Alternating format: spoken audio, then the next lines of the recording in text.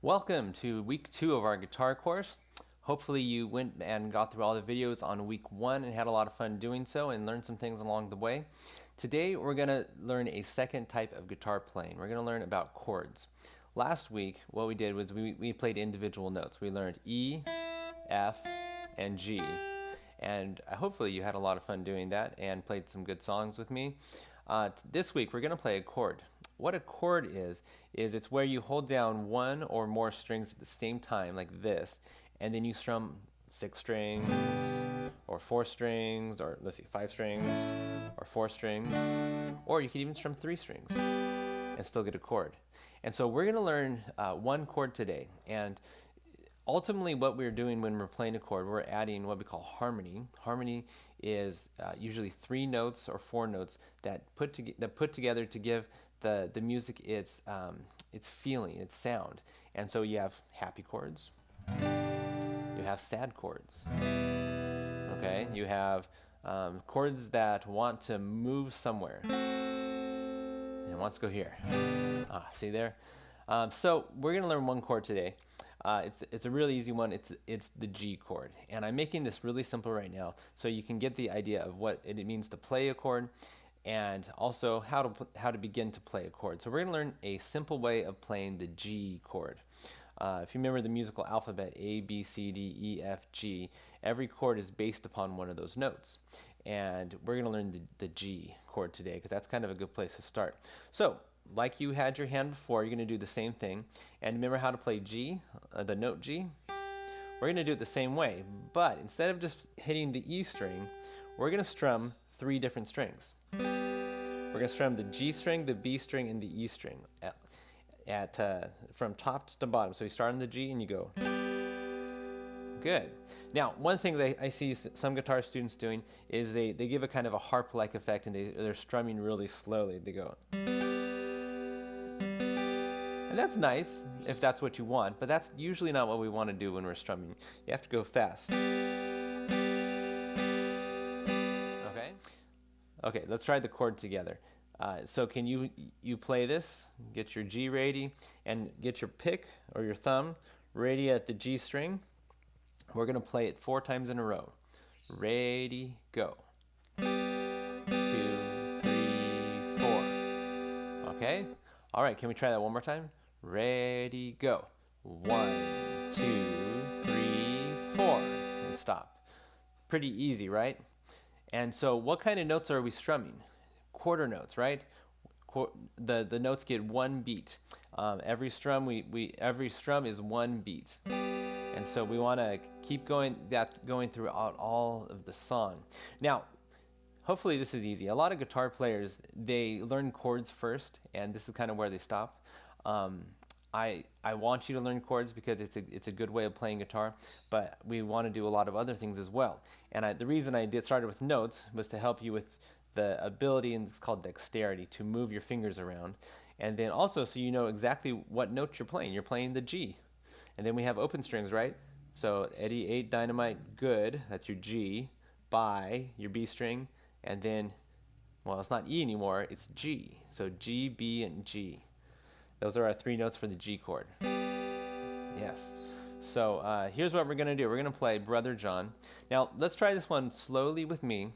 There are 8 measures all together. So when I'm counting, instead of just counting 1, 2, 3, 4, 1, 2, 3, 4, I'm going to do it like this. I'll go 1, 2, 3, 4, 2, measure 2, 3, 4, measure 3, 2, 3, 4, measure 4, 2, 3, 4. I probably won't say measure, but I will say the number of measure until we get all the way up to 8. Here we go. Can you try that with me? We'll go kind of slow. Play the G. Get your pick ready by the G string. And here we go. 1, 2, 3, go. 1, 2, 3, 4.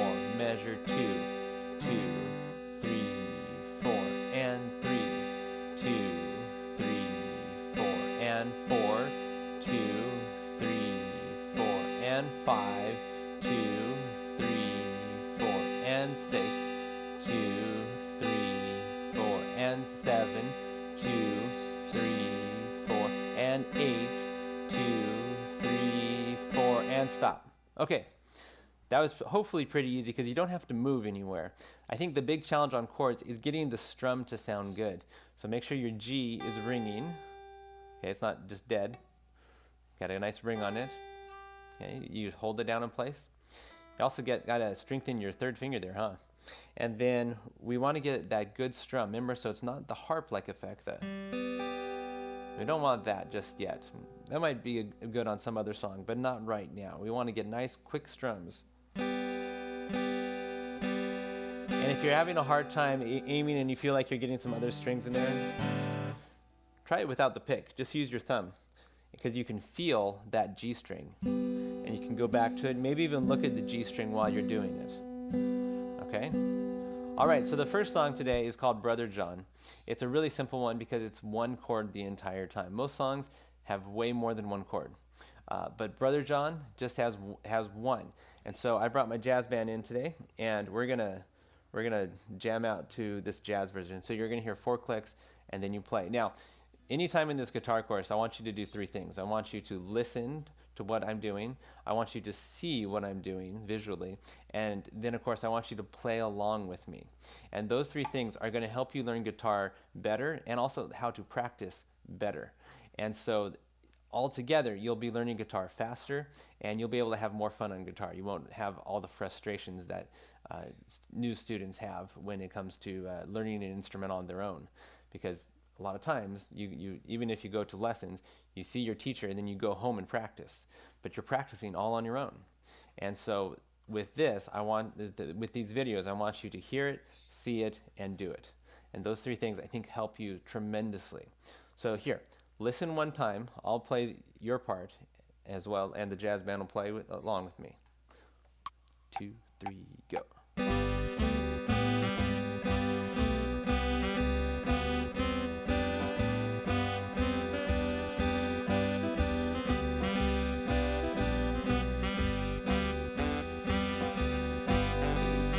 4, stop. Good. I'm going to turn my guitar down and get a little bit better balance on that. Okay, your turn. Now, that went pretty fast, didn't it? Okay, so that's why we have to get really good strums, that nice and fast ones. No harp effect. When we strum, it's not a, remember, our wrist is going to go like this. You're actually turning it at the elbow, okay? And it's a little bit of a flick, but not too much, instead of this. I see a lot of students, they try to flop their wrists around, especially if their guitars are too big. They're doing this. But we want to use our wrist and our elbow, okay? Just nice little flicks. All right, here we go. With me. 1, 2, ready, go.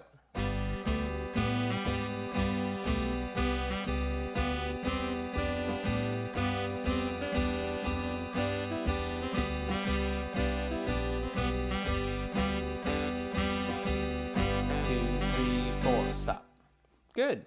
All right. Now, one of the things that we have to do when we practice is not only hear it, see it, and do it, we have to do it many, many times. And so try that again with me, and we'll keep going on this one. Here we go. 1, 2, ready, go.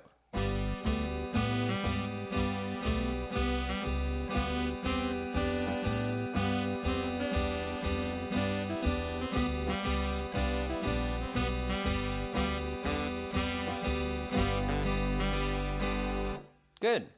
All right, a couple more things just for the day so we have them under our belts. If you look on your paper, every measure has some slash marks going through it.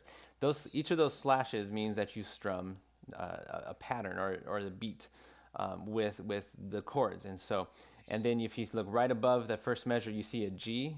That's telling you what chord to play, not just what note to play. And so then lastly, one thing that I didn't do on this one is repeat it. And so if you look at the very, very last measure of Brother John, there's a thick line, a thin line, and then 2 dots. And that usually tells you to repeat it. But you can do that on your own when you're practicing on your own. So go ahead and rewind, play along with me a few more times. And that's it for day 1. I'll see you tomorrow on day 2. Bye.